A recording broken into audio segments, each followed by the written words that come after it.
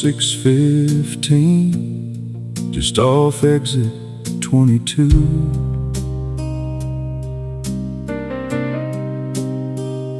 There was an old brown hound watching every car roll through. Folks at Annie's truck stop left him biscuits now and then, but every sunrise he'd walk back to the shoulder once again. Nobody knew his story,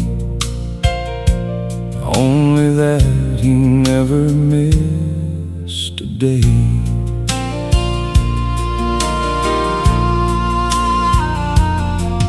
Old Earl who pumped the diesel said he used to have a man, a trucker named Joe Matthews, best driver in this land. One icy night 5 winters back, a jackknife stole Joe's life. The company hauled the truck away, but nobody took the dog. He just kept waiting. Every day at exit 22, he searched the headlights passing through. Every diesel engine made him stand, thinking maybe that's my man. Some hearts don't know goodbye, they only know they're supposed to stay. That's the kind of love a dog gives away.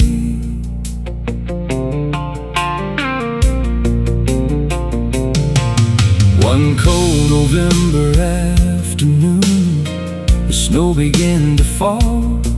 That old hound didn't leave his spot, not even once at all. So I walked across the shoulder, sat beside him in the white. He leaned against my Carhartt coat, like we'd been friends our whole lives. I whispered, he's not coming back. He looked up, like maybe he already knew. The next morning, his place was empty. No paw prints, no bark, just a worn leather collar lying beside the guardrail, covered by fresh snow. Now every time I pass exit 22, I still slow down out of habit. They built a little wooden sign there. It simply says, Joe's friend. No dates, no story, doesn't need one, because everyone around here already knows. Sometimes the purest love never speaks a single word.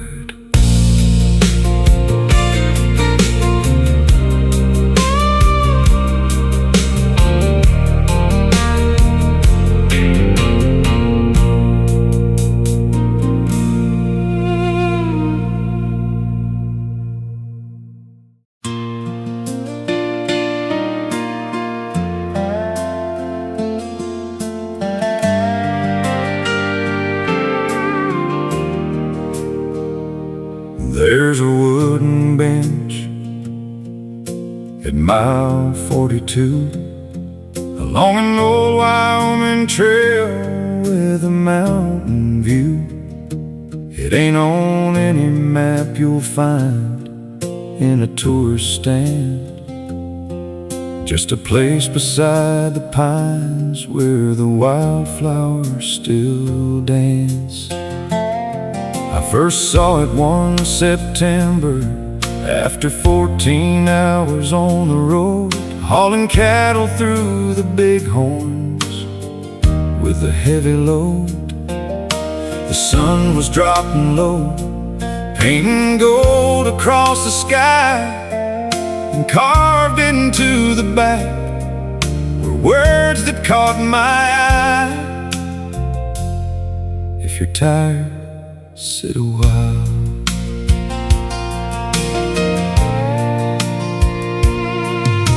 A year went by before I passed that way again. This time after losing my brother, my closest friend.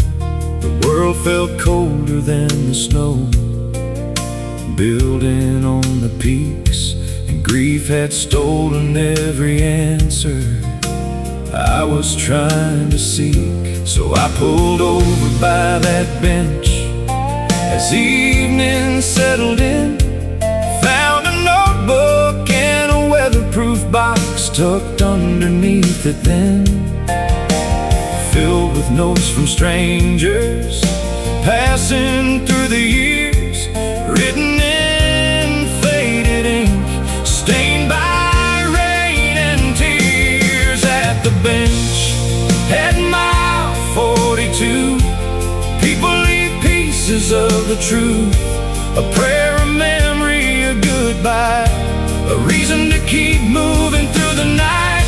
Some roads are lonely, that's for sure. Some wounds take longer to endure, but hope keeps showing up somehow. At the bench at mile 42.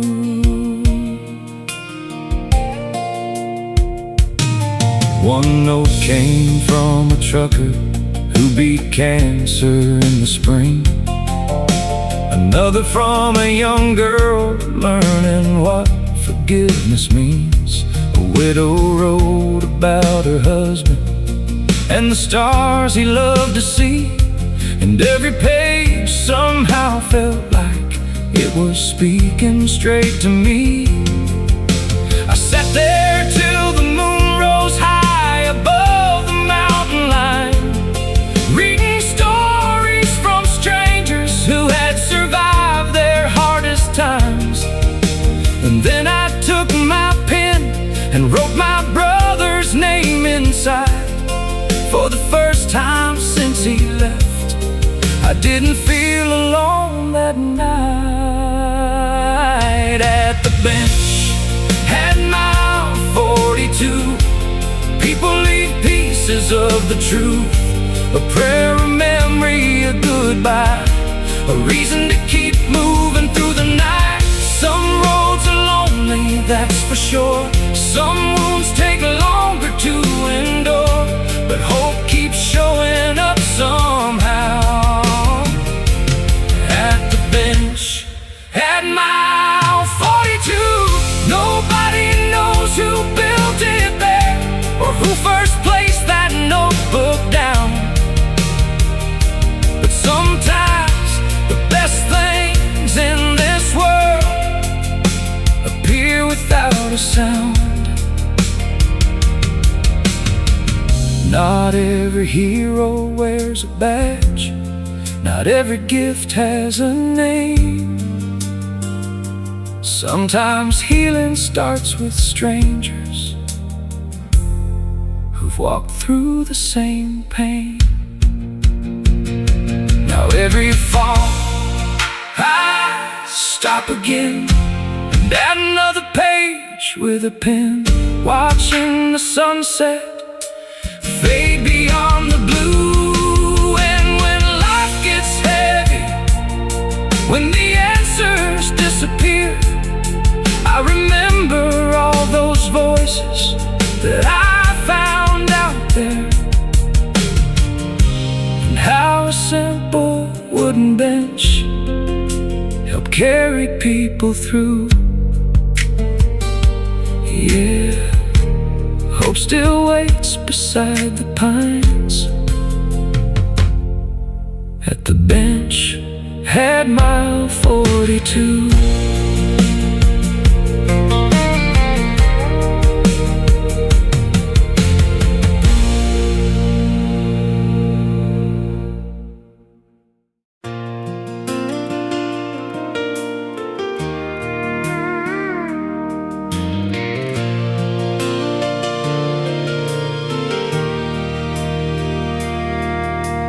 First snow hit the fence lines yesterday, dusting all the cattle trails in white. I was patching up a gate on the north side ranch when I saw her truck roll in at twilight. 3 years gone since she drove away, leaving nothing but a note and a ring. Now she's standing by the old windmill like she never missed a thing. She said, I heard your mama wasn't doing well, and she looked down at her hands, the same hands that used to hold mine tight back when we made all our plans. The mountains stood silent in the distance, like they knew we had words left unsaid. And every mile she traveled since then was written in her eyes instead. Under this Montana sky tonight, the stars are burning clear and bright, like they never stopped believing we'd find our way through every lonely mile and every hard goodbye. If love's a fire, hearts never die. It just waited through the cold and time, and here we are beneath that endless light, under this Montana sky tonight.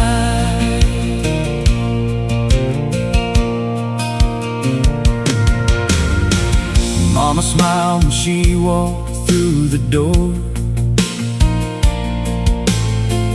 like a prayer had finally come true. Coffee steamed on the kitchen table, and the whole room felt brand new. We talked until the moon climbed high, about the years we can't get back. Then she reached across and touched my hand, and somehow closed every crack. Under this Montana sky tonight, the stars are burning clear and bright, like they never stopped believing we'd find our way through every lonely mile and every hard goodbye. If love's a fire, hearts never die. It just waited through the cold and time, and here we are beneath that endless light, under this Montana sky tonight. The wind still sings across the prairie grass, and tomorrow ain't promised to anyone. So I pulled her close and whispered low, I'm done running from what we've become. Under this Montana sky tonight,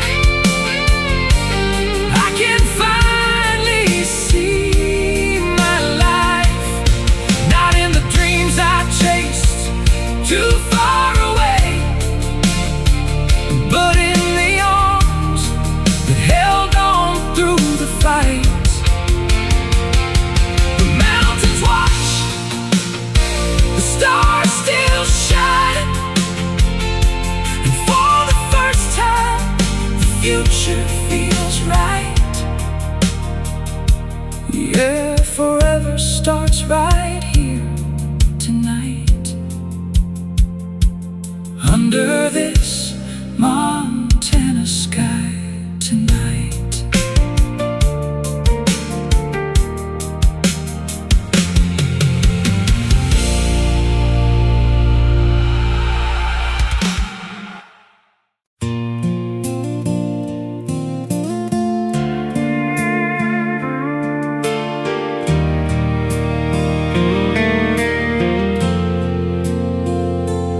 Every Friday after work, I'd stop at Miller's grocery store. There was an old man at register 3 who'd been there 30 years or more. Same blue vest, same crooked smile, always called me young man still, even after my beard turned gray. He never lost that simple gift. He knew every kid by first name and every widow in the county.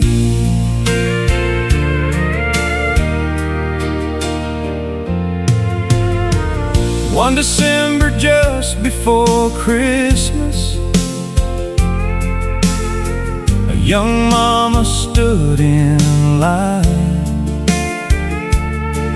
Milk, diapers, bread, and medicine.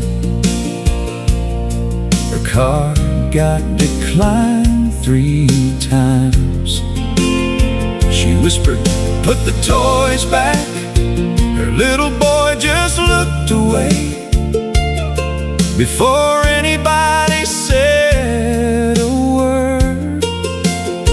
That old cashier reached beneath the counter, pulled out an envelope, and quietly paid the whole bill. He said, "Christmas ain't something you buy, it's something you become." The whole store fell silent, except that little boy crying as he hugged his mama tight. Some people preach kindness, some people clock in and live it. The following Monday morning, Register 3 stood empty. A little handwritten sign read, "Frank retired yesterday. Thank you for 31 wonderful years." That's when we all realized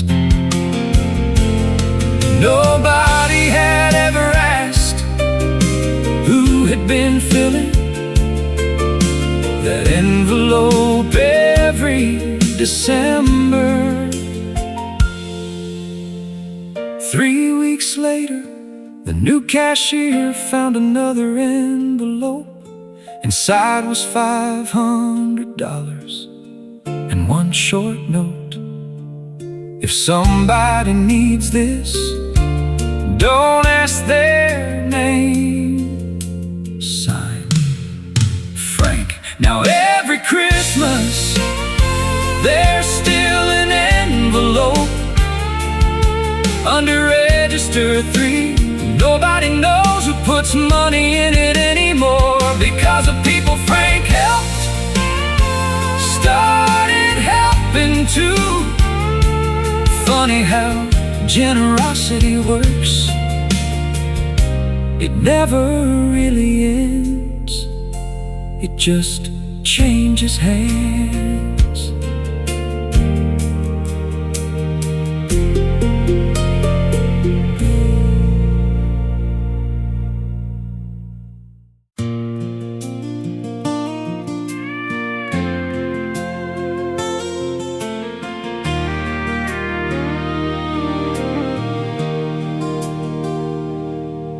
in the corner of Gate 12 at Nashville International sat an old upright piano, worn smooth from years of travelers' hands.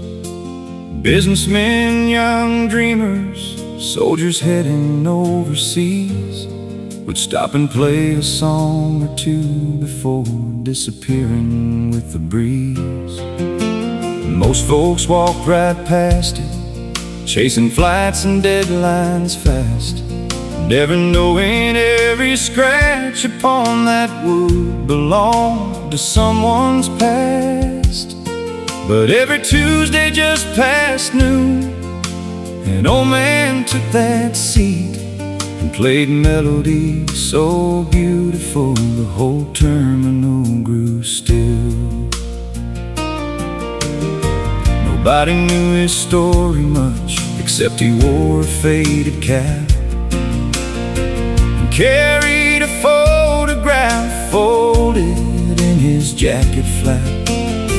One afternoon I missed my flight and wound up listening near when he started playing Amazing Grace. I noticed tears. After the crowd had drifted off, I finally asked his name. He smiled and said, "I'm Walter, music's why I came." Then he pointed to the photograph he'd carried all those years, a young woman at that same piano, smiling ear to ear. At the piano at Gate 12, time slows down for a little while.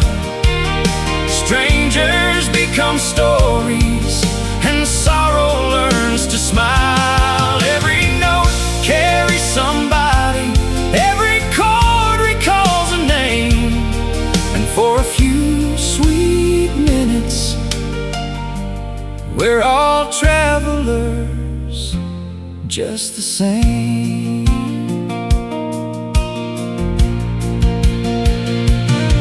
He told me back in '89 his wife sang in local bars before cancer took her voice and left silence where songs are. On her final day, she made him promise through the pain, don't let the music leave this world when I can't sing again. So every Tuesday for 20 years he'd come and keep that vow, playing her favorite songs for people rushing through somehow. And nobody realized the reason behind those melodies until a reporter shared the story nationwide one week. At the piano at Gate 12, time slows down for a little while. Strangers become stories, and sorrow learns to smile. Every note carries somebody, every chord recalls a name, and for a few sweet minutes, we're all travelers just the same. The next Tuesday something happened no one there could have planned. 100 people gathered round, singing softly hand in hand. Flight crews, kids and weary strangers filled the terminal with sound, and Walter sat there crying as his wife's favorite song echoed around. Now the piano at Gate 12 still stands beneath those airport lights, and every Tuesday people gather before their flights take flight. Some come for the music, some come for the story told, but everyone leaves remembering that love can outlive growing old. Yeah, the piano at Gate 12 12 still keeps her song alive.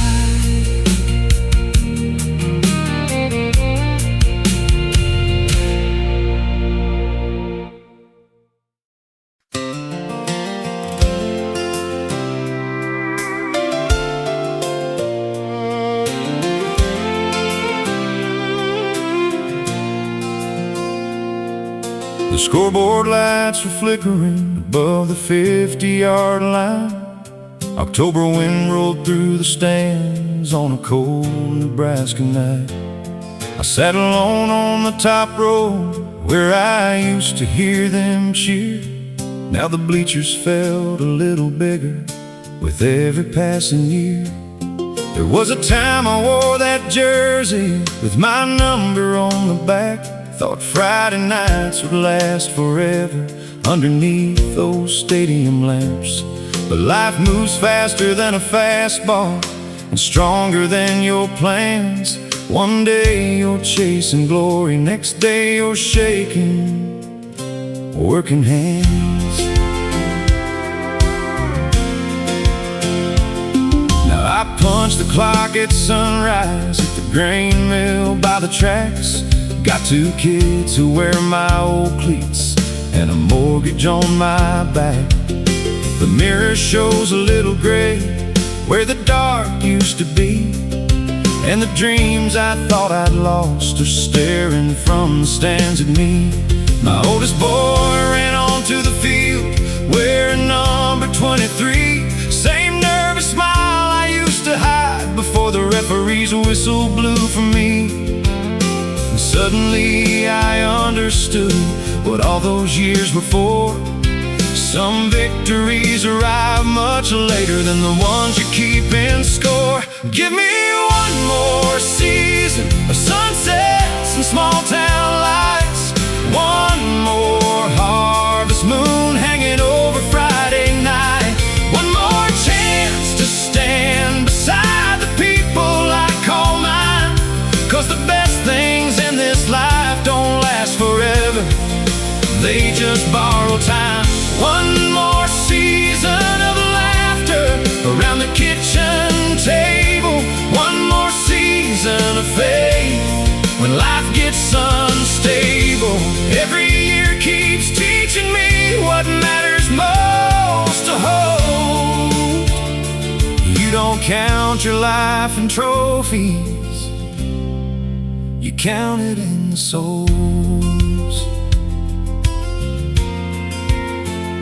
The game was tied in the 4th quarter, with 2 minutes left to play. My boy threw a pass downfield, and the whole town lost its mind that day. The crowd erupted like thunder rolling across the plains. But what hit me harder was the pride running through my veins. Afterward we drove home slowly beneath the starry sky. He talked about the winning play while I just smiled and drove. Because someday he'll leave this town and chase a dream beyond these roads. And when he does, I hope he learns the thing I finally know. Give me one more season of sunsets and small town lights. One more harvest moon hanging over Friday night. One more chance to stand beside the people I call mine. 'Cause the best things in this life don't last forever, they just borrow time. One more season of laughter around the kitchen table. One more season of faith when life gets unstable.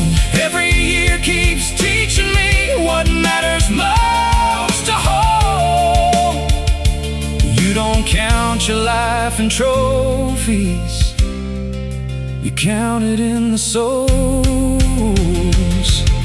The wheat turns gold and falls away. Winter comes and spring returns again. The years keep rolling like a train, but every season leaves a gift behind. And when When the final whistle blows, I won't remember every score. I'll remember who was standing there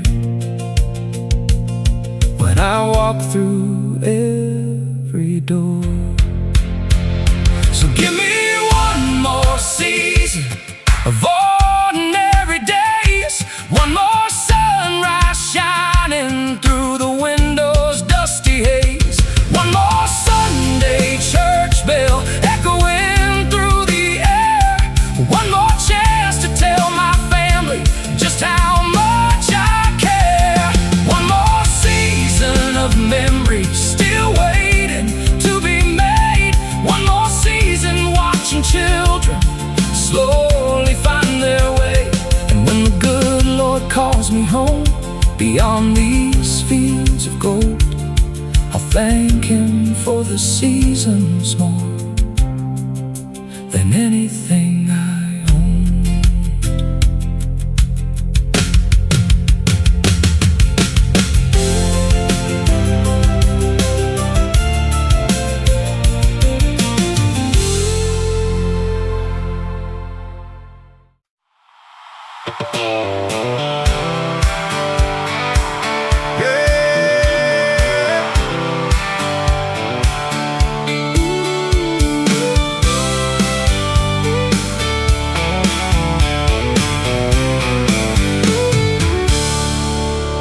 There was a foreclosure sign nailed to the gate, 5 rocky acres just outside Cheyenne.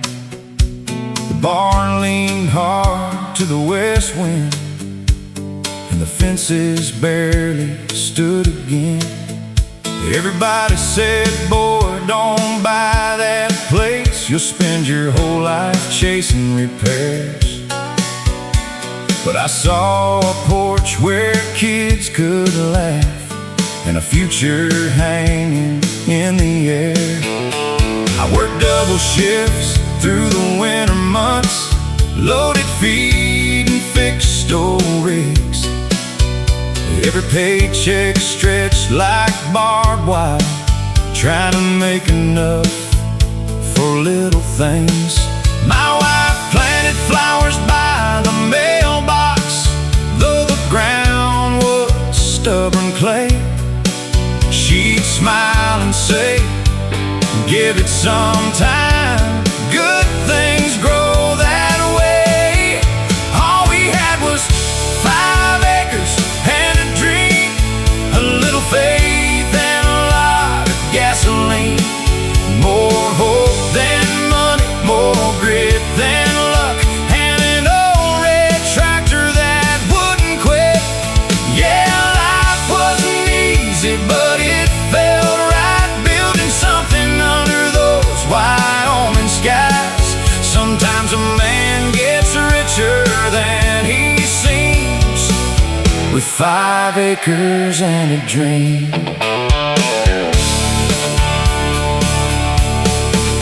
By year 5, the barn stood straight again. The pasture turned a healthy green. There were bicycles by the front porch steps and little muddy boots by the screen. One evening I watched the sunset fall with my daughter sleeping on my knee, and I realized every sacrifice had become exactly what I needed. All we had was 5 acres and a dream, a little faith and a lot of gasoline. More hope than money, more grit than luck, and an old red tractor that wouldn't quit. Yeah, life wasn't easy, but it felt right, building something under those Wyoming skies. Sometimes a man gets richer than he seems, with 5 acres and a dream. The world keeps telling you bigger is better, more land, more money, more things to own. But peace don't care about square footage sometimes it lives where love is grown. Yeah, we started with 5 acres and a dream. Now every board and field means something to me. Every scar on my hands, every long hard day, helped build this life brick by brick.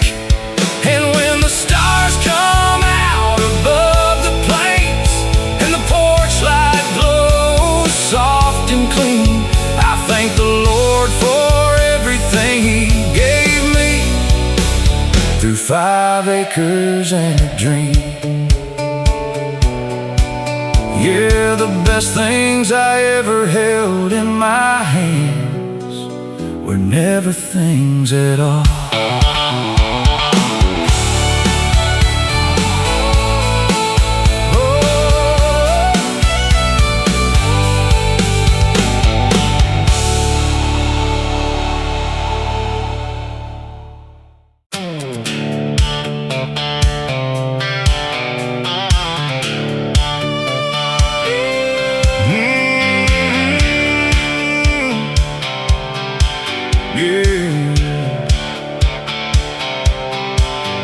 Friday night in Cheyenne, Wyoming, dust rising under arena lights.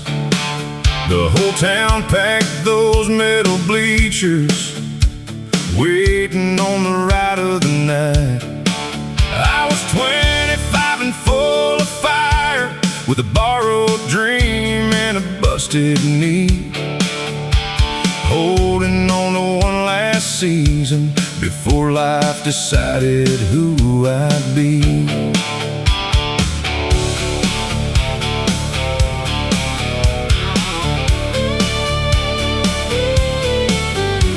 The chute gate rattled like thunder, that black bull weighed near 2 grand.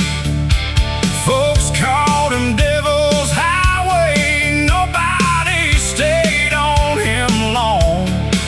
I wrapped that rope around my glove, heard the crowd fade into the dark.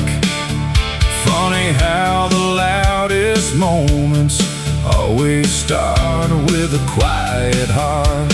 It's only 8 seconds forever, 8 seconds hanging between fear and faith, 8 seconds to prove to yourself you ain't backing down today.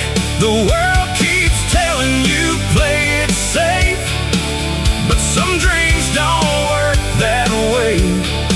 Sometimes a whole life fits inside 8 seconds forever.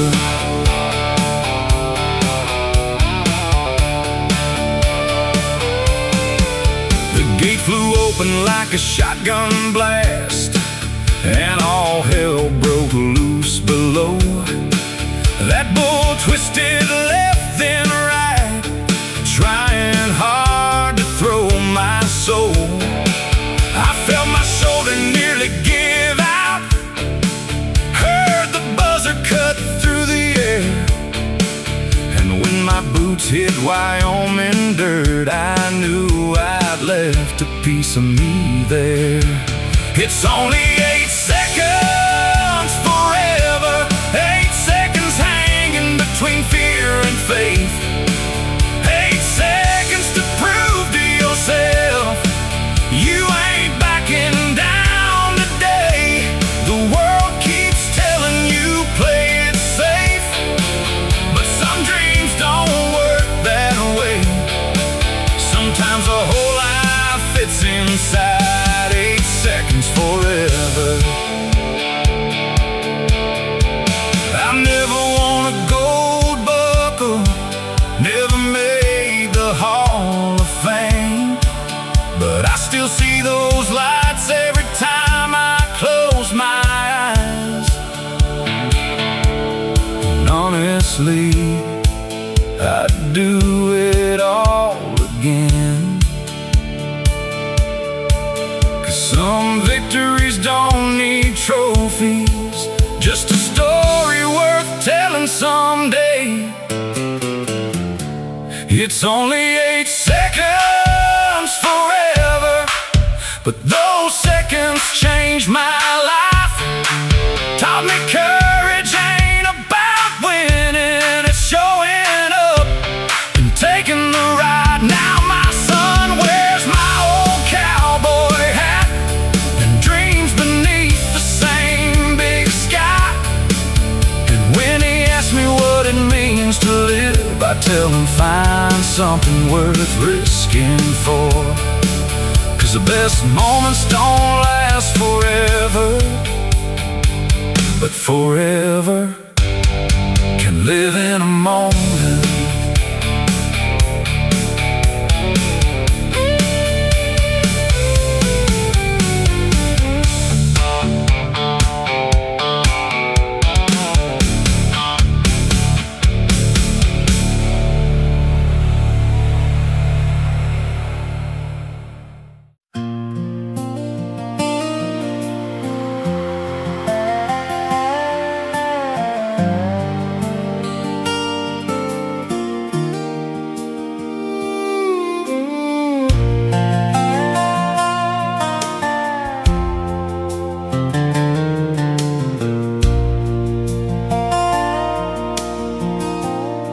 There's a forgotten mine in town, tucked deep in Colorado hills, where the railway quit running and the clocks all learned to stand still. Most folks packed their lives in boxes when the silver dried away, but old Walter Green stayed behind and watched the years decay. Every evening at sundown, he'd walk the empty street, past the boarded up hotel and the church without a priest. Then he'd climb the ridge above town, where the cold winds always blew, and light a lantern by the tracks like he'd done his whole life through. The story went that 40 years ago, his young son disappeared on a snowstorm night in January, the worst they'd seen in years. The boy had left to catch a train and never made it there. Nobody found no final words, just questions in the mountain air. People called it foolish hope, a wound that wouldn't heal, but Walter never missed a night, no matter how he'd feel. Through blizzards, floods, and summer heat, through every passing year, that lantern kept on burning bright for someone who might appear. And the last lantern in Black Creek still shines where the old rails meet, like a promise made that never broke, like a prayer rising through the smoke. When the whole world says let go, some hearts refuse to lose their hope, so the last lantern in Black Creek burns for the one who never came home. And one October evening, when the aspens turned to gold, a stranger stepped off a freight train, looking tired, gray and old. He stood beneath that lantern light with tears upon his face, and stared toward the silent town like he recognized the place. Walter heard the footsteps coming down the gravel road. At first he thought the mountain wind was playing tricks again, but when the stranger softly said, "Dad, it's finally me," 40 years of sorrow broke like rain into the sea. And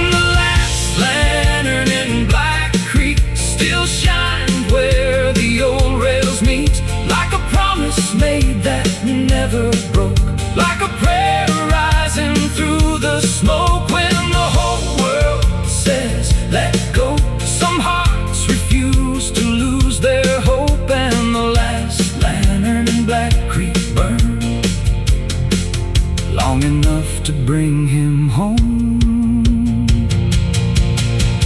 No one ever learned the whole story, where the years had taken him away. Some mysteries belong to heaven, and some are better left that way.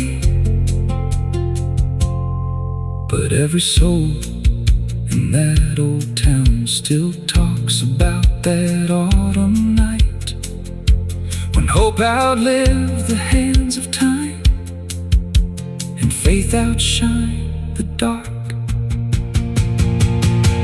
Now the lantern's gone from Black Creek, the tracks lie quiet in their sleep, but the legend travels mountain winds through every valley, ridge and stream, that sometimes love keeps waiting long after reason says it's done, and sometimes one small light can guide a lost heart safely home. Yeah, sometimes one small light can guide a lost heart safely home.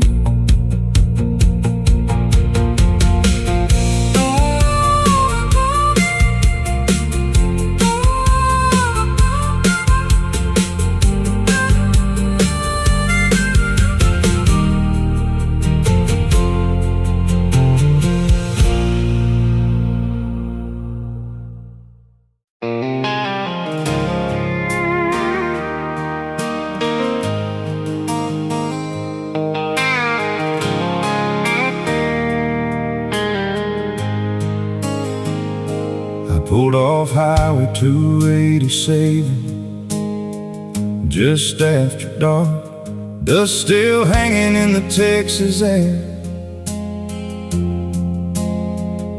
2 weeks early from a drilling job, thinking I'd surprise her there. Had roses on the passenger seat, a diamond necklace wrapped in blue. Spent 14 days counting down the hours, dreaming of getting back to you. Then I saw her Silverado parked beside a truck I didn't know, underneath the porch light glowing like a warning I should have seen before. The screen door slammed, I heard her laugh, the same one that used to stop my heart. But that night it sounded different, like somebody tearing me apart. Her Silverado in his driveway, the pictures burned into my mind. One look was all it took to know she left our forever behind. I gave her my trust, my name, my plans, every dream I was holding tight. Now all that's left are taillights fading into the middle of the night. She tried to talk when she saw me standing there, tears already in her eyes, said it wasn't supposed to happen, like that could make it right. I dropped the roses in the gravel, set that little blue box down, then climbed back in my old F-150 and drove without a sound. Her Silverado in his driveway, the pictures burned into my mind. One look was all it took to know she left our forever behind.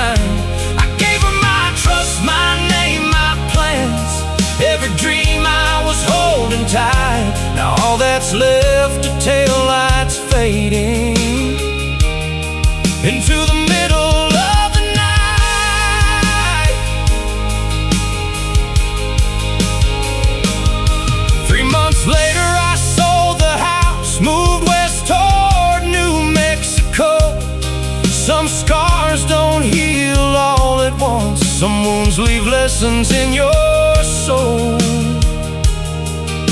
I learned that love ain't measured by the promises people make. It's what they're still protecting when nobody's awake. Yeah, her Silverado in his driveway still crosses my mind sometimes, but it don't break me like it used to. It just reminds me of that night. 'Cause losing her taught me something about the man I wanna be. You can't build a future with someone who's already halfway gone to leave. So I let the memory roll away like dust across the Texas sky, and left her Silverado in his driveway, back where it belongs tonight.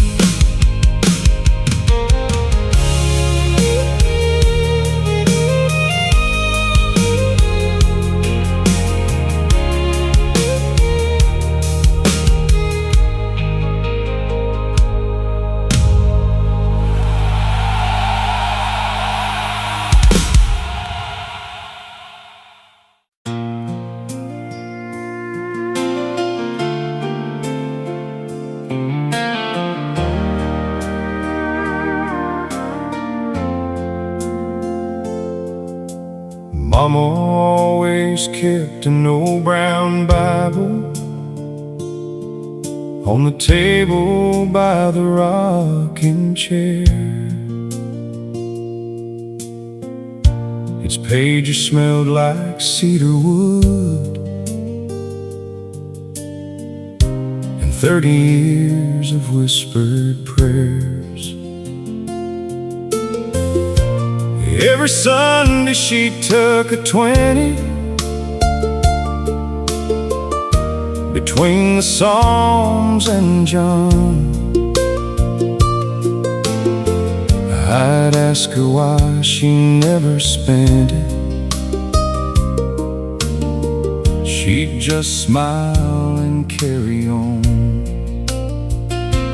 She'd say, "Son, this ain't emergency money. It's for someone hurting more than me. You'll know the day it's meant to leave, when the Lord lets your heart see." Back then I thought she was just talking, like parents sometimes do. I never guessed those simple words would one day pull me through. That $20 bill in my Bible was never really about the cash. It was faith folded between the pages, waiting for the right path. You don't measure wealth by what you're holding, all the numbers in your hand. Sometimes the richest thing you'll ever own is the chance to help someone else stand. Mama passed one cold November. Leaves were falling through the yard. While packing up her little farmhouse, I found that Bible where it was.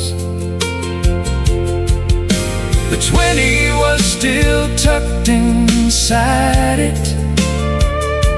Saw from years of patient grace, just waiting on the next chapter in somebody else's day. Driving home through pouring rain, I saw a young man on the shoulder holding a cardboard sign that read, "Need gas to get my daughter home." I reached into that old Bible and finally understood that $20 bill in my Bible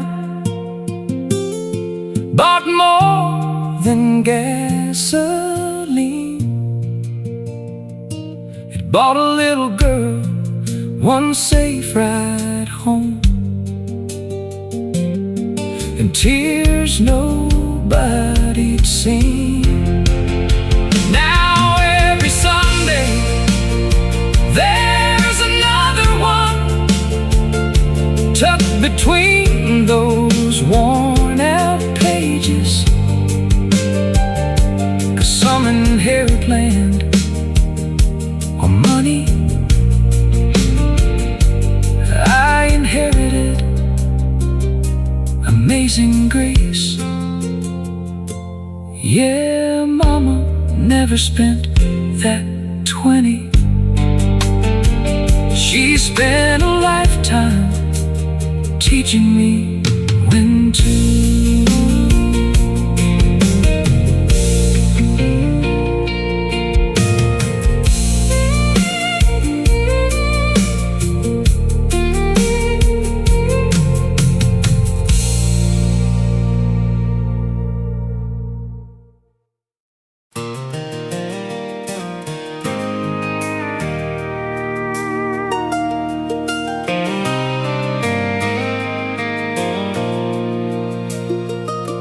Met her at exit 17 on a Sunday morning drive at a roadside farmer's market just outside of Caroline.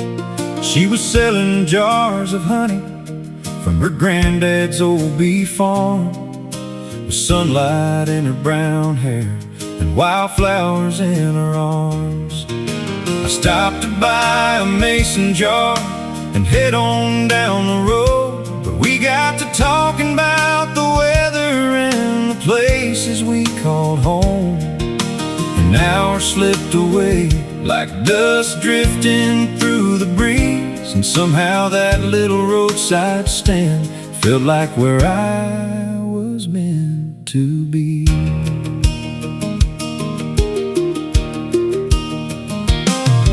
Next week I came back again, pretending I needed more honey stacked up in my kitchen from the visits before. She laughed and called me out on it, said you ain't hard to read, then handed me a lemonade and pulled up a chair for me.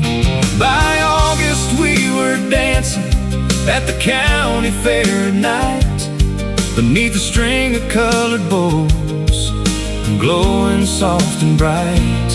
The band played an old two-step while stars filled up the sky, and I knew right then I didn't want another goodbye. She feels like Sunday morning at exit 17, like a place you've never seen, but somehow always dreamed.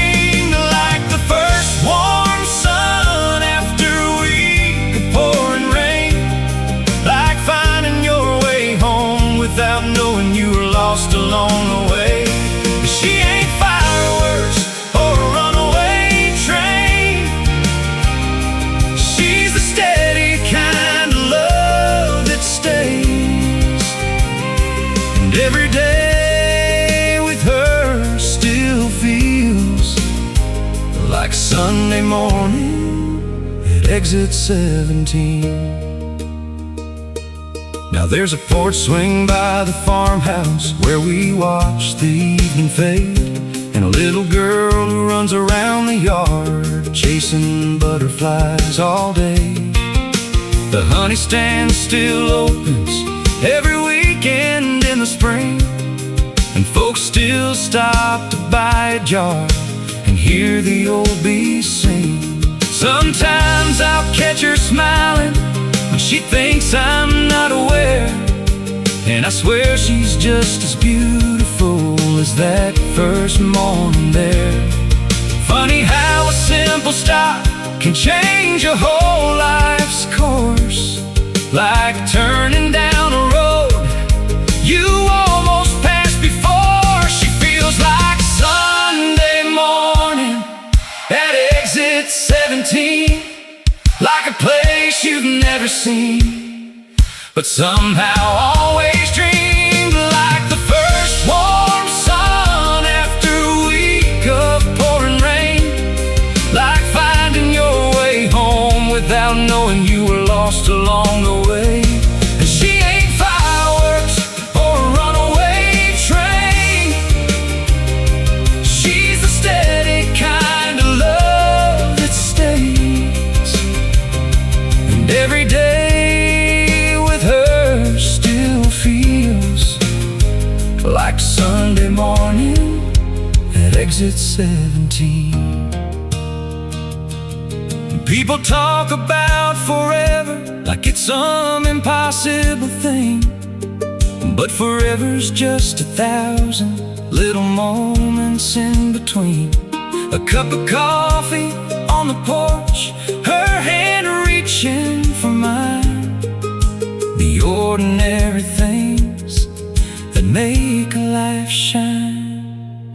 Yeah, she feels like Sunday morning at exit 17, like the sweetest little blessing I never saw coming, like a song the radio plays exactly when you need a reminder that the best things arrive quietly. She ain't fireworks or a runaway train, she's the steady kind of love that stays. And after all these years, she still feels like Sunday morning at exit 17.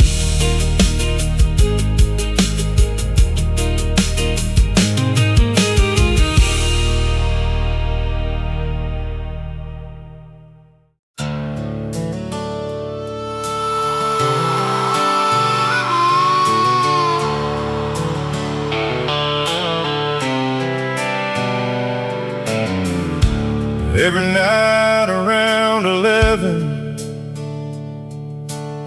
I'd roll across I-40 West. Coffee in the cup holder, 40,000 pounds to haul ahead. Channel 19 was mostly chatter, truck stop jokes and weather reports, till one old voice from Amarillo started checking in every night at 4. He'd say, "Breaker 19, how's everybody doing?" Like he knew us all by name.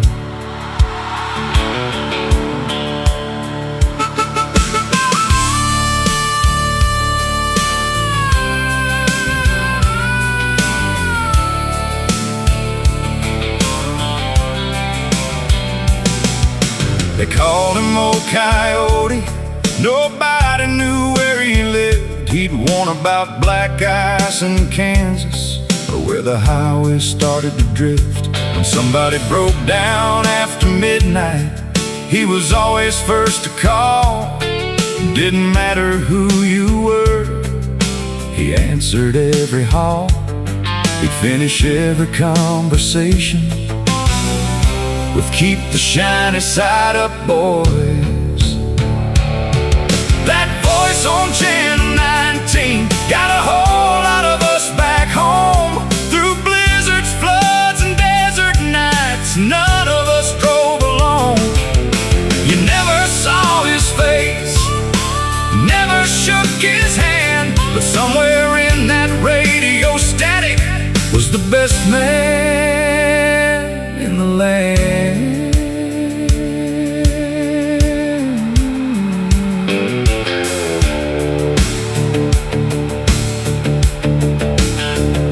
Then one October he went quiet, a week, then two, then three. The highway sounded different without his Tennessee draw to lead. One night a rookie keyed the mic.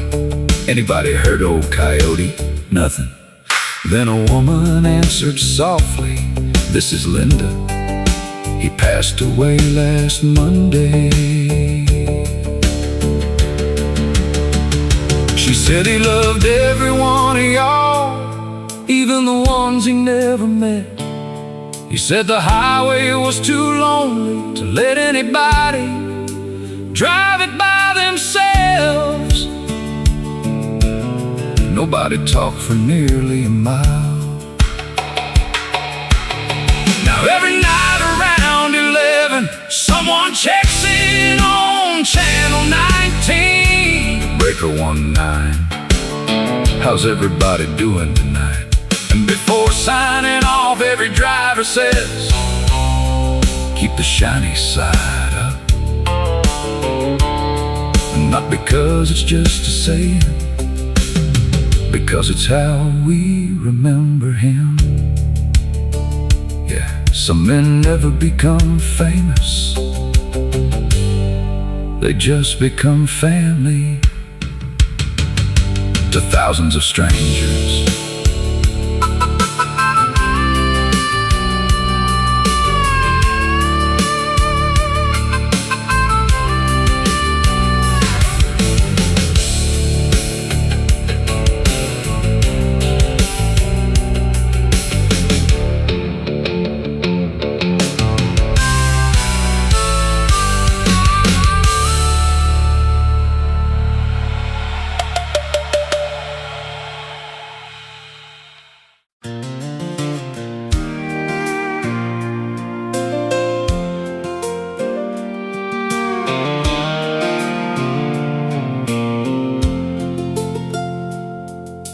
Grandpa's toolbox sat untouched for nearly 5 long years in the corner of the garage, collecting dust and memories.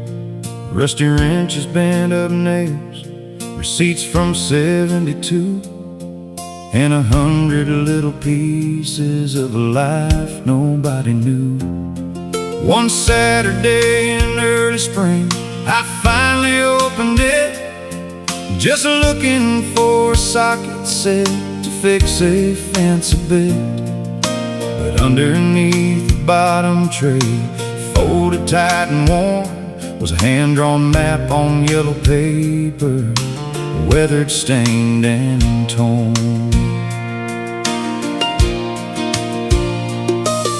Across the top it simply said, for whoever finds this first, enlisted roads through Missouri in a dozen little towns, with circles drawn around old places I had never heard him name, and one short note beside the edge that only said, take the trip someday. So I loaded up my pickup and headed down the line, following that faded map, one county road at a time. The first stop was an old diner where a waitress smiled and said, your granddad used to stop right here every Thursday before dawn. And that map in Grandpa's toolbox wasn't leading me to gold, it was leading me through stories that had never been told. Every turn revealed a chapter, every mile revealed a man, and I realized how little we know about the lives behind our family names.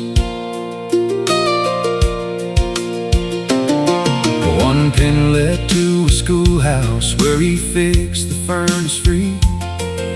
Another to a farmhouse where he'd helped a widow keep her wheat. There was a church in Kansas where he built a handicap ramp, and a riverbank in Iowa where he rescued a boy from the current's grasp. No newspaper had ever written a single word about those days. No medals hung upon his wall, no headlines praised his name.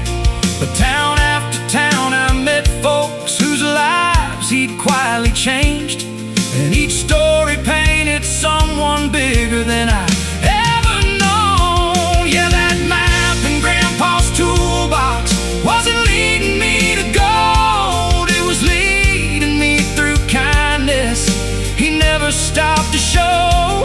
Every stop revealed a lesson, every road revealed the truth. The strongest people often leave their greatest work unseen. The final mark was on a hillside overlooking fields of corn, where Grandpa used to watch the sunset when he felt tired and worn. There I found a small tin box buried underneath the stone. Inside was one last letter, written in his careful hand.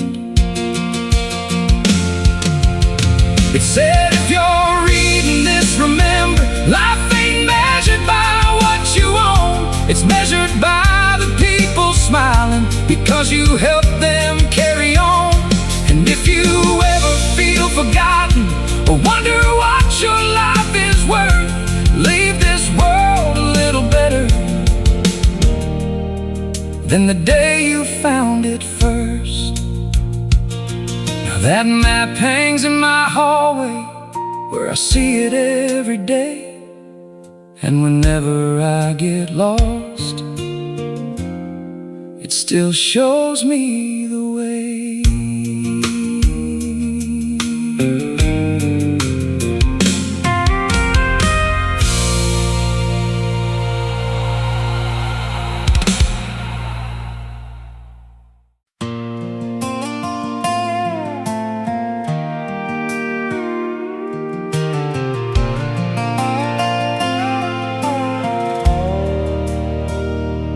Morning fog was hanging low on the Blue Ridge line. An old red barn stood crooked where we spent our younger time.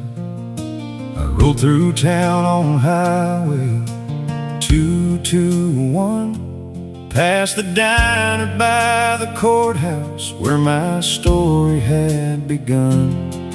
Mama's porch light faded in my rear view years ago, chasing bigger dreams through cities that never felt like home. I traded mountain sunsets for a skyline made of steel, but every mile I wandered left a wound that wouldn't heal. Worked the night shift winters in the cold Tennessee rain, carried more regrets than dollars, riding freight trains through the pain. Then a letter from my brother showed up worn and stained with age. Said, Dad still leaves your fishing pole beside the river every day. I stopped beside an overlook as daylight slipped away, watched the mountains turn to shadows, and I heard my conscience say, some roads are meant for leaving, some are meant to bring you back. And I finally turned the wheel toward the life I used to have. I'm coming back to the Blue Ridge Hills, to the church bells ringing and the whippoorwills, to the front porch stories and the river bend, where the hard times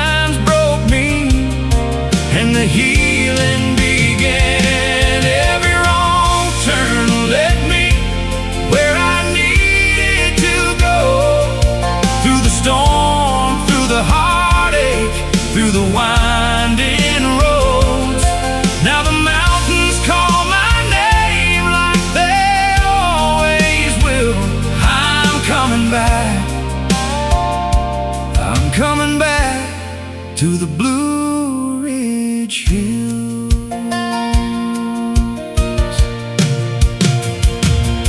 Dad was standing by the mailbox when I pulled into the drive. A little older, a little slower, but the fire was still alive. He didn't say much when he hugged me in the fading evening light. Some things don't need explaining when you've been gone half your life. Mama said an extra plate and laughed the way she used to do. The radio was playing old songs drifting through the room. And for the first time in forever, I felt the weight release, like the mountains wrapped around me and handed back my peace. I'm coming back to the Blue Ridge Hills, to the church bells ringing and the whippoorwills, to the front porch stories and the river bend, where the hard times broke me and the healing began. Every wrong turn led me where I needed to go, through the storm, through the heartache, through the winding roads. Now the mountains call my name like they always will. I'm coming back, I'm coming back to the Blue Ridge Hills. You can spend your whole life running from the boy you used to be, but the roots beneath your footsteps grow deeper than you see. And when the world gets heavy and the highway loses light, home is more than a place, it's the reason you survive. I'm finally back in the Blue Ridge Hills, where the sunrise paints the valleys and the time stands still, with my family beside me and the river rolling slow. There's a kind of peace you'll never find out on your own. Every long road brought me to this front porch view, to the memories I left and the dreams that came true. Now these mountains hold my heart like they always will. I'm finally home, I'm finally home in the Blue Ridge Hills.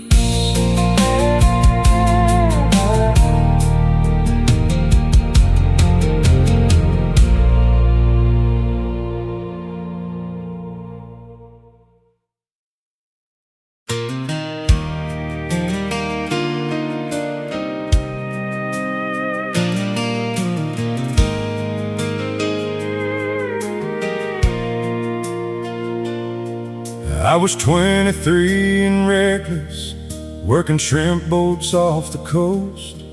Thought I had forever waiting, thought a young man couldn't lose much. She ran the bait shop by the harbor, with salt wind tangled in her hair. Every morning she'd wave me out, standing on that weathered pier. Then came September's angry waters, black clouds rolling from the sea. The radio warned all vessels, turn around immediately. But pride can be a dangerous compass when you're trying to prove you're strong. I pushed farther into open water, and before long, everything went wrong. And the lighthouse at Cape Fear cut through the storm and all my fear, like a promise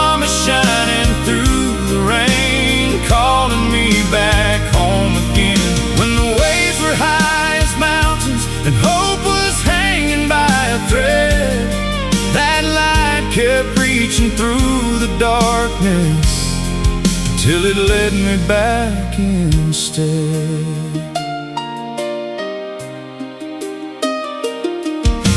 The engine died around midnight and the sea threw me around. I thought about her waiting on the shoreline, praying I'd be found. Then through the sheets of rain and thunder, a single beam broke through the black. I pointed my bow toward that light and somehow found my way back.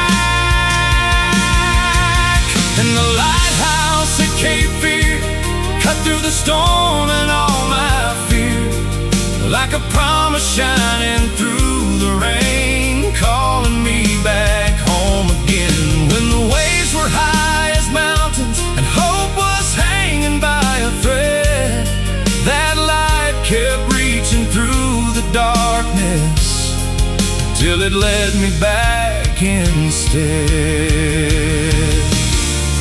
That was 20 years ago this autumn. Now my hair's turning gray, and every time I pass that shoreline, I still bow my head and pray. Some lights are built from stone and steel, some shine inside a faithful heart, and both can save a drifting soul when the world falls apart. Yeah, the lighthouse at Cape Fear still stands against the passing years, and every time its beam sweeps by, it reminds me how close I came that night. I got the girl we raised, a family, built a life beside the sea. And it all began with the light in the storm that refused to give up on me. Yes, miracles don't make the news, they just got a man back home.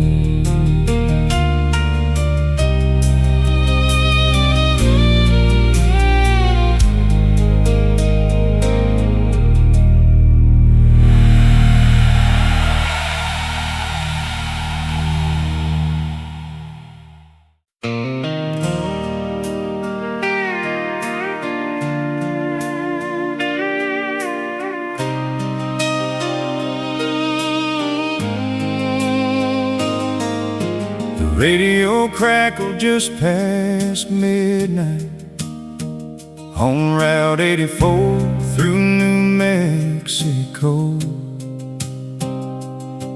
My headlights painted silver lines across the desert no one seemed to know. I'd spent 10 years hauling freight trailers, sleeping more in truck stops than at home, watching birthdays through a phone screen, always somewhere down the road.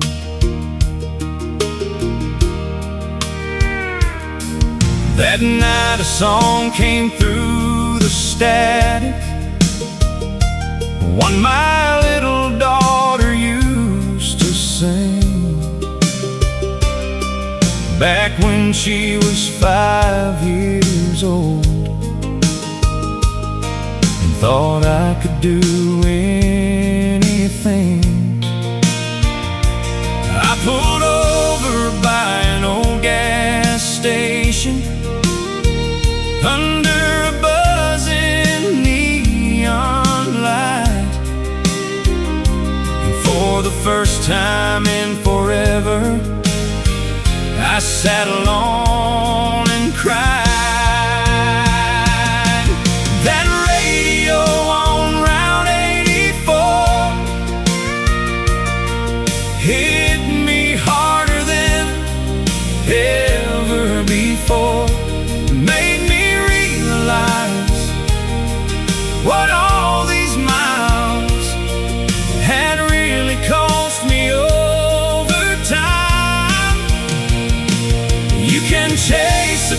paycheck, coast to coast, cross every state from south to north. But some things get left behind when your heart ain't where you are.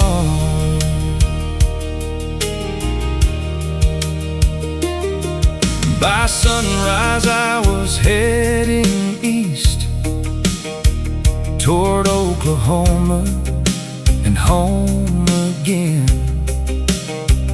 past windmills turning in the distance, past towns I'd only passed through then.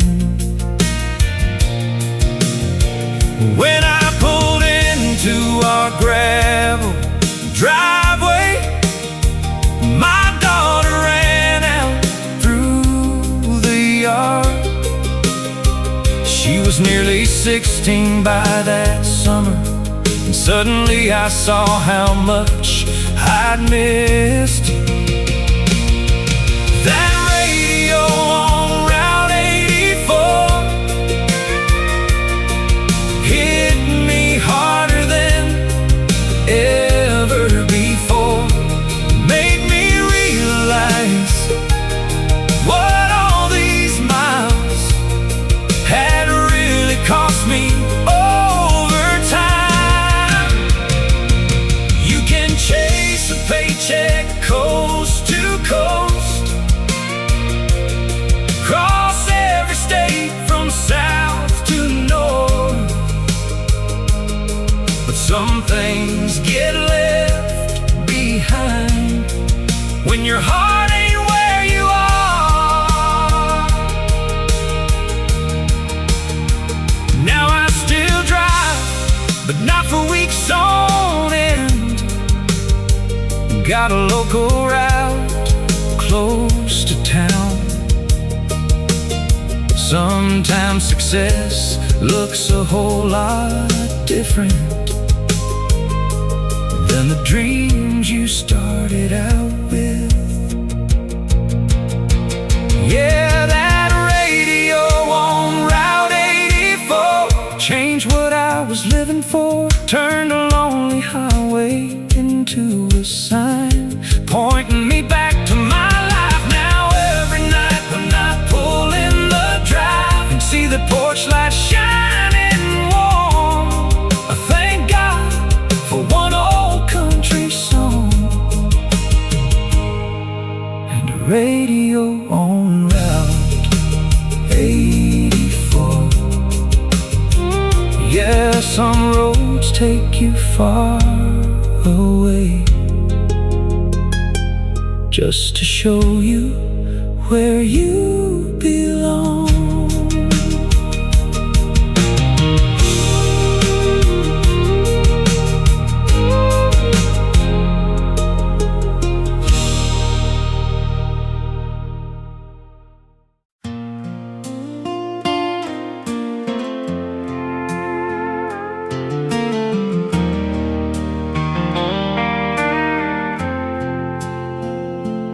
Every Wednesday after work, I'd stop by O'Malley's down the street. Not for the beer, not for the game, just 40 minutes off my feet. There was an old man by the jukebox, always sitting chair number 9. Same brown jacket, same black coffee, same quiet look in his eyes.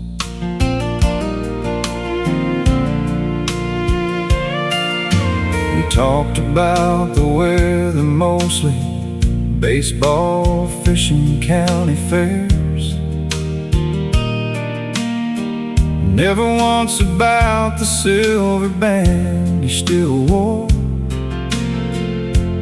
after all these years.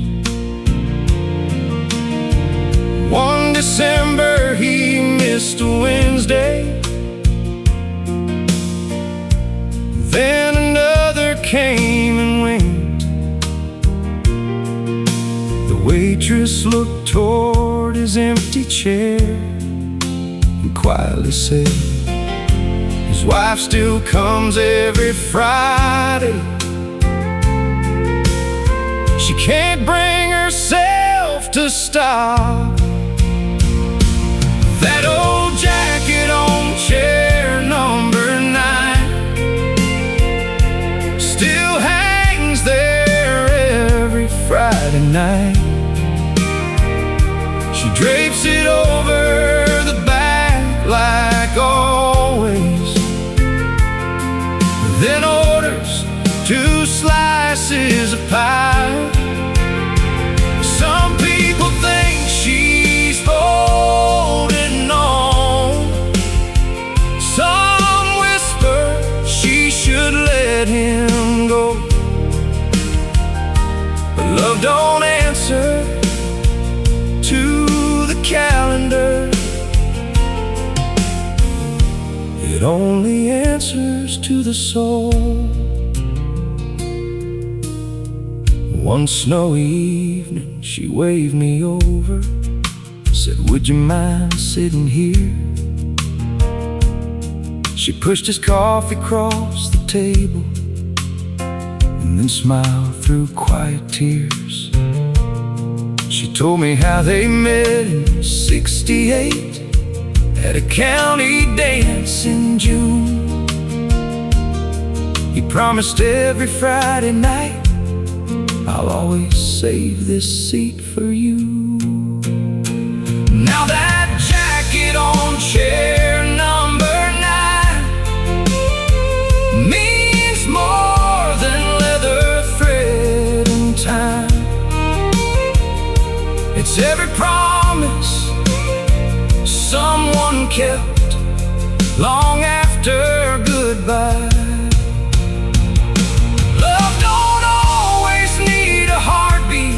To keep showing up each week. Sometimes forever wears an old brown coat on an empty seat. Spring rolled in with blooming dogwoods, but one Friday she wasn't there. The waitress folded up that old brown jacket and laid a single white rose on the chair. Nobody spoke. Nobody had to. Now chair number 9 sits empty, but somehow it isn't alone. 2 coffee cups still rest there sometimes, from folks who knew their story. Whenever somebody asks about them, we just smile and point that way. 'Cause in a little bar outside Savannah, love still keeps its Friday date. Yes, marriages end with a funeral. The best ones never really do.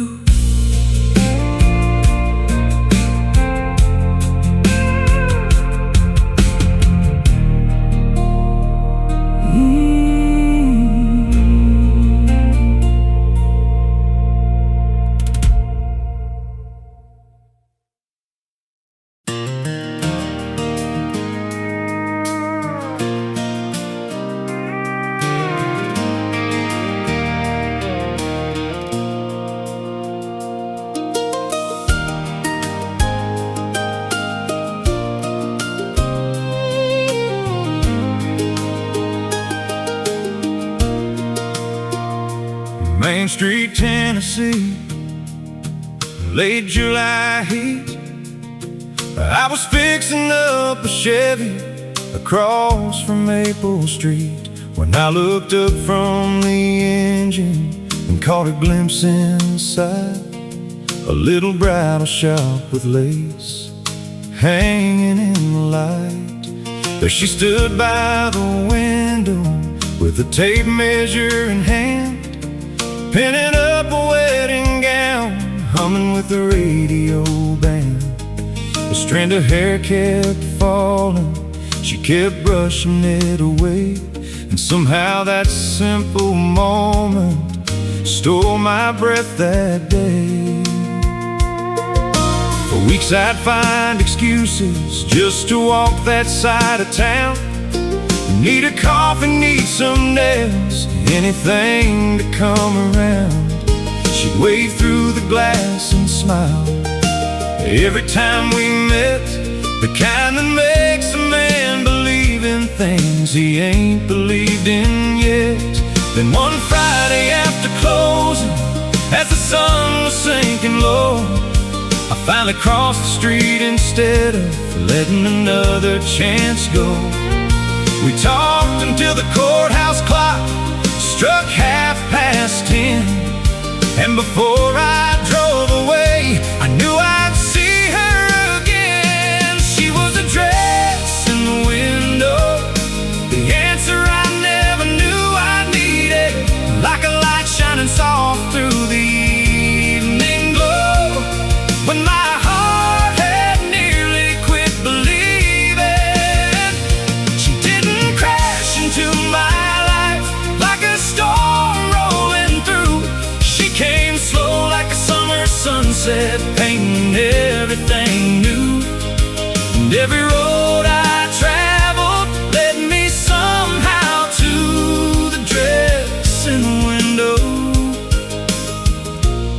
and the girl I fell into. 3 years later on a Sunday, church bells filled the air. The whole town gathered smiling as she walked down the aisle there.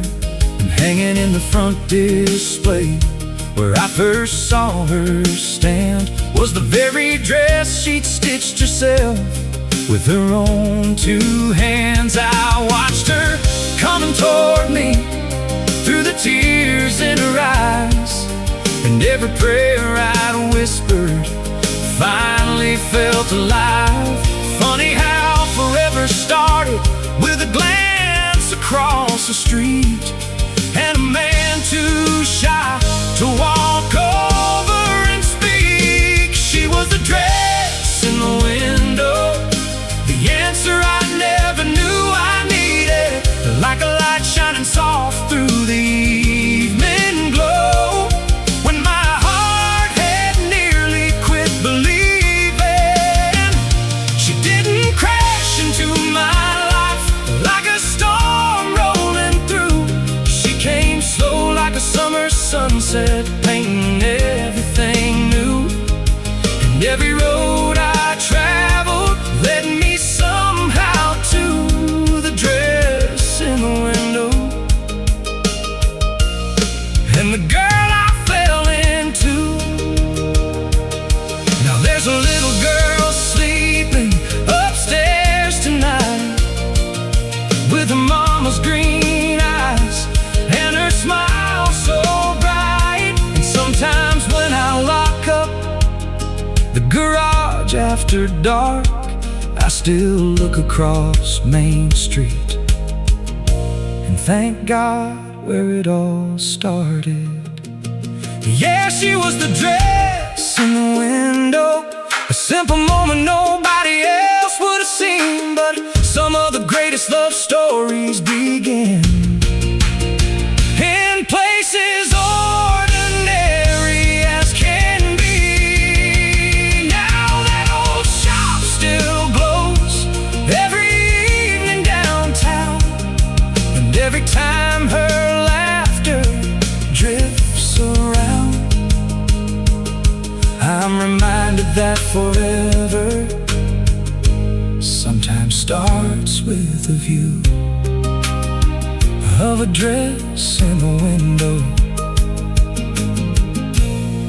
and a dream coming true.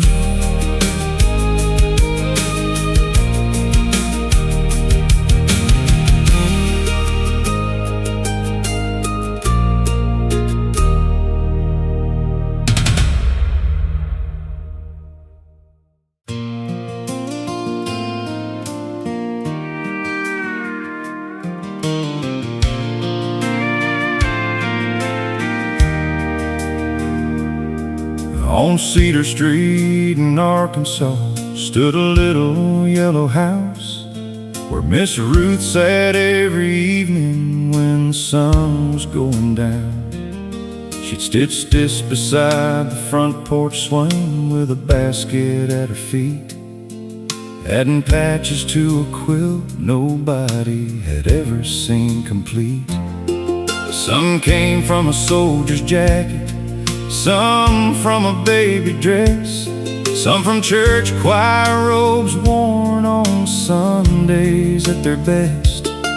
Every scrap had someone's story, some between the seams, like a map of all the lives that built that little community. For 30 years folks dropped off pieces of their past, a work shirt from the sawmill, a ribbon from a graduation cap. And nobody really knew what Ruth intended it to be, but she'd smile and say, "You'll understand eventually."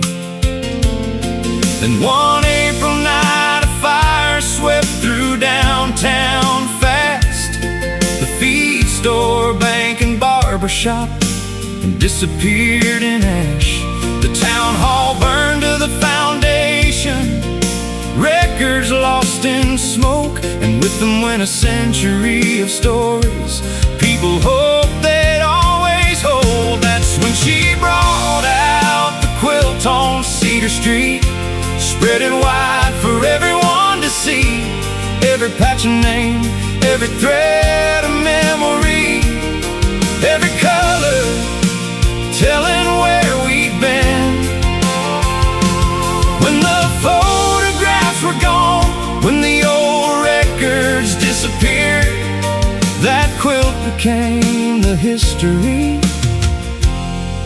we thought we'd lost that year.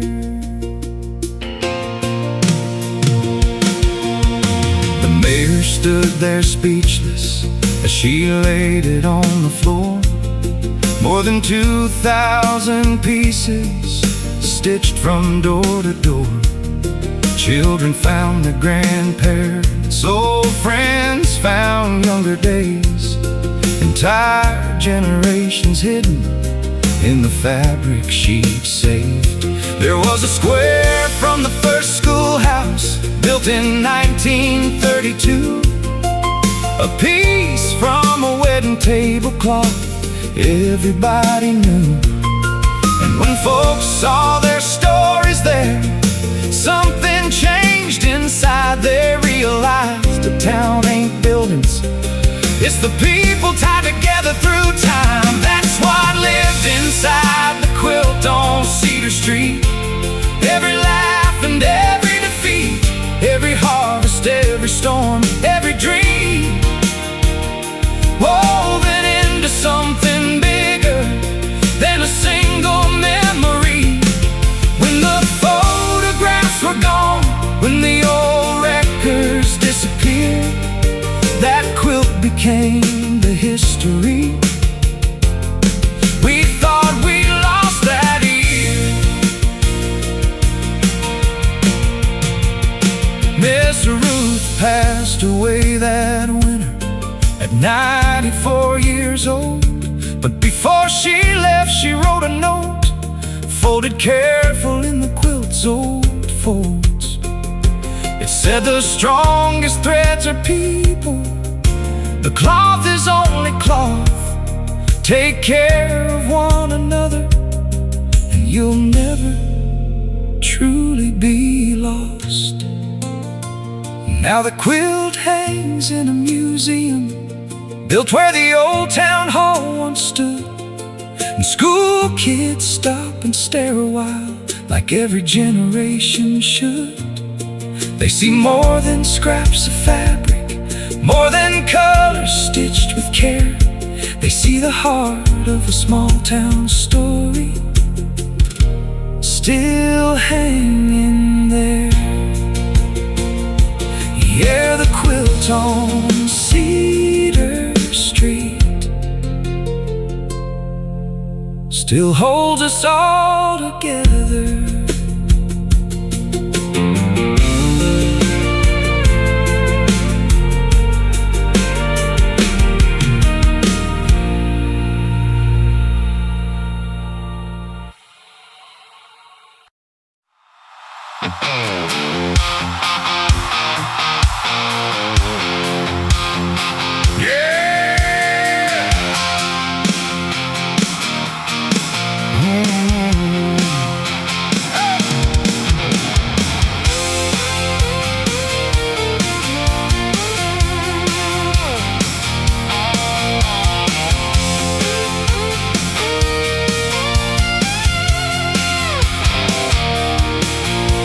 Granddad handed me a rusty wrench, said, boy, every bolt's got a story to tell. We brought a 7.2 Chevelle back to life in an old tin garage where the summer heat swelled.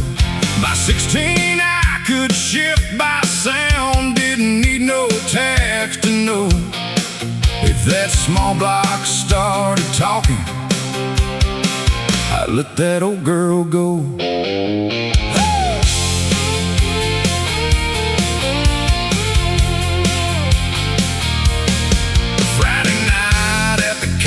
Strip, every truck lined up in chrome, engines barking through the darkness, everybody felt at home.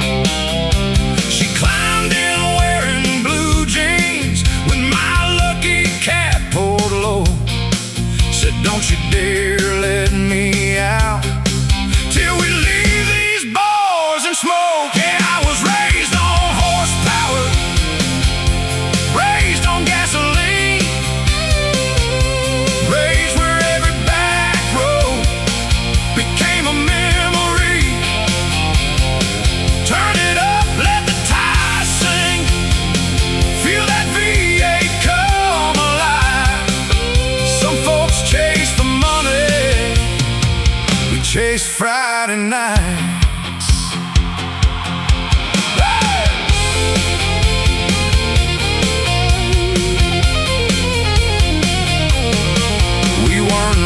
But we never cared. We had loud guitars and open skies, a cooler full of cold drinks, and 1,000 stars above our lives. Every burnout left a black line, every laugh became a song. Nobody checked the time back then, we just kept rolling on. Years from now, when my hair turns gray and these hands don't shift that fast, I'll still hear those engines echo like thunder from the past. I'll tell my grandkids freedom had a sound, and it came through dual exhaust. Yeah, I was raised on horsepower, on grit and worn blue jeans, where every mile meant something and every road ran free. If heaven's got a back road waiting, with old friends lined up side by side, save me a spot by the starting line. We'll make the angels cheer tonight. Yeah, some people inherit fortunes, I inherited the keys.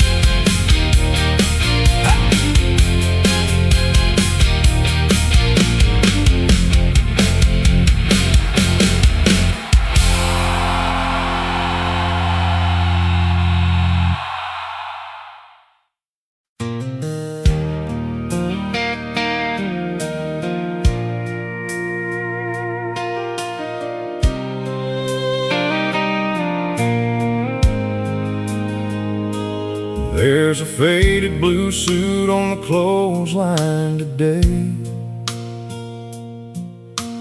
dancing in the Carolina breeze. Mama pinned it up at sunrise, right beside the bed sheets and the leaves. Most folks drive right past our farmhouse, never think twice what they see. But that old suit's got 40 years of family history. Daddy wore it when he married Mama, in a church out by Miller Creek. Wore it when he held my sister, just a baby, 3 weeks old and asleep. He wore it every Easter Sunday and every funeral in town. If somebody needed help or prayer, that blue suit showed up around. That Sunday suit on the clothesline ain't just cotton thread and seams. It's every promise that he kept and every sacrifice unseen. Yeah, time may fade the color and life may wear us thin, but the things that really matter are stitched beneath the skin. Last winter we laid Daddy to rest. The church bell echoed through the pines. The pews were full of neighbors, some drove for hours just to arrive. Afterward, Mama couldn't bear to lock that suit away. So every spring she hangs it out and lets the sunlight touch those days. That Sunday suit on the clothesline ain't just cotton thread and seams. It's every promise that he kept and every sacrifice unseen. Yeah, time may fade the color and life may wear us thin, but the things that really matter are stitched beneath the skin. Now my little boy asks questions. Why's that jacket hanging there? And I tell him, son, that's what love looks like when a good man spends it everywhere. That Sunday suit on the clothesline still sways beneath the southern sky, like a quiet kind of legacy that never really says goodbye. And every time the wind catches it, I can almost see him grin, 'cause the best parts of a father's life are stitched beneath our skin. Yeah, that old blue suit keeps teaching us, even now, after he's been gone.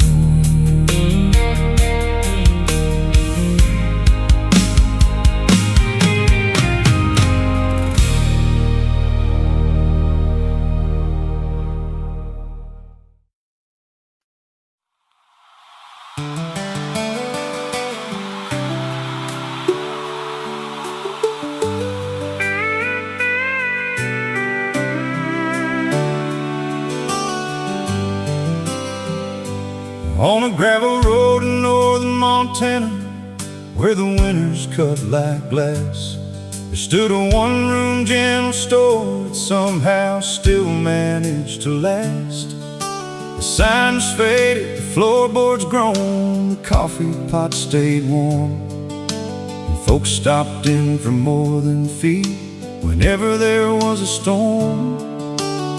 Oh, Miss Evelyn ran the place since 1979. She knew every kid, every ranch, every hard and troubled time. But what folks talked about the most was a rusty iron key hanging from a nail above the door for everybody to see.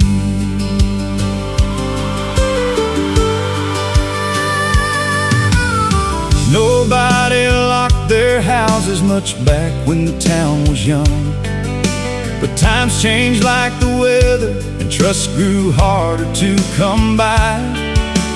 Still that key stayed hanging there through every passing year, and if you asked Miss Evelyn why, she'd smile and say it's here. For the day somebody needs it more than pride will let them say, for the day a soul gets stranded and can't find another way. And she'd pour another coffee and go back to her routine, leaving folks to wonder for what she really meant. That's the key above the door for the lost and the worn, for the hearts carrying burdens they weren't meant to carry alone. When the road gets dark and lonely, when hope gets hard to find, there's still a place in this world where somebody leaves a light behind.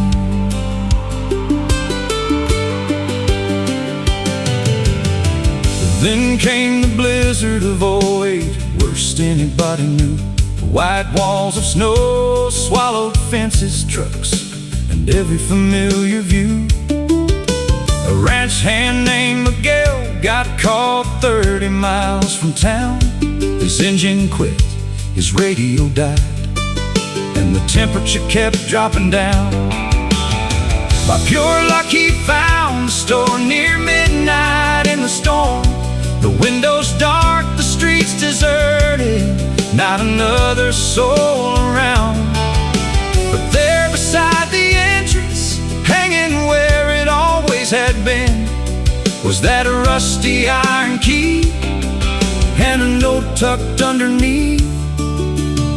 It said, if you're reading this tonight, come inside and get warm. And there's soup in the freezer, blankets in the back room. Pay it forward when you can. That's the key above the door for the lost and the worn, for the hearts carrying burdens they weren't meant to carry alone.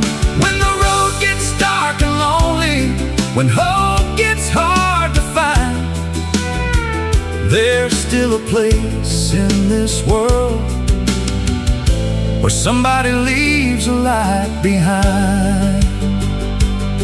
The next spring folks gathered round and asked Miss Evelyn why. She said, my daddy taught me something before the day he died. He said, kindness ain't kindness if it waits for recognition.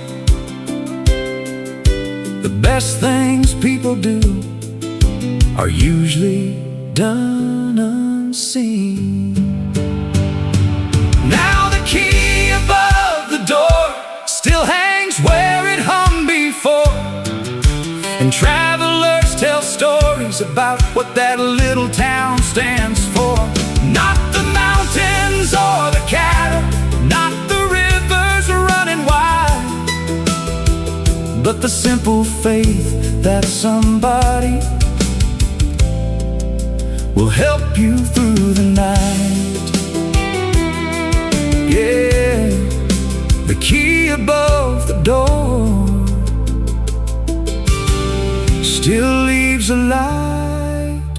night.